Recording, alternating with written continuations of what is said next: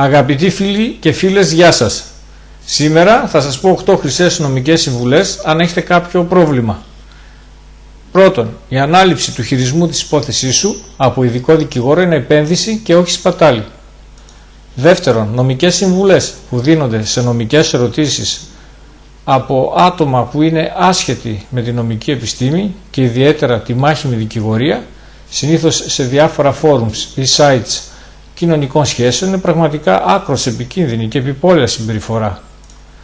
Τρίτον, το τι ακριβώς θα κάνεις θα σου πει ο ειδικός δικηγόρος που ασχολείται με υποθέσεις με παρόμοιο αντικείμενο με τη δική σου και όχι κάποιος φίλος ή γνωστός σου ή άγνωστος που συνάντησες τυχαία στο διαδίκτυο.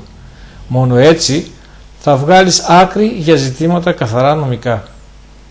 Τέταρτον, μην επιχειρείς να κάνεις το δικηγόρο. Είναι μέγα σφάλμα. Θα σου κοστίσει ακριβά, γιατί δεν έχεις τις ειδικές γνώσεις και την εμπειρία του να χειριστείς την υπόθεσή σου ή να δεις τις προοπτικές της, και ακόμη διότι στις περισσότερες περιπτώσεις είναι υποχρεωτική από τον νόμο η παράσταση με δικηγόρο. Πέμπτο, κάθε νομικό πρόβλημα είναι διαφορετικό και δεν λύνεται με τον ίδιο τρόπο. Θέλεις νομική κατοχύρωση και ασφαλώς ένας καλός δικηγόρος είναι μονόδρομος. Έκτον, ο κανόνας, η αρχή είναι το ήμιση του παντός, ισχύει και στις νομικές δικαστικές υποθέσεις τις περισσότερες φορές.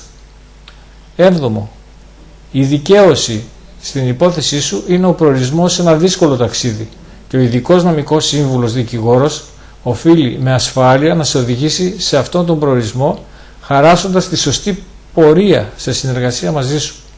Συνεργάσου μαζί του για να πετύχεις. 8. Η δικαιολογία «δεν έχω λεφτά για δικηγόρους και δικαστήρια» ουσιαστικά δείχνει ότι δεν θεωρείς σημαντικό το νομικό πρόβλημά σου και την υπόθεσή σου, με αποτέλεσμα η υπόθεσή σου να είναι καταδικασμένη να αποτύχει προτού καν ξεκινήσει. Βρες τα χρήματα και ξεκίνα έγκαιρα για να μην χάσεις πολύτιμα δικαιώματά σου. Αν όντως είσαι σε πραγματικά οικονομική αδυναμία, ζήτα βοήθεια από τον αρμόδιο κατά τόπο δικηγορικό σύλλογο ή το πρωτοδικείο.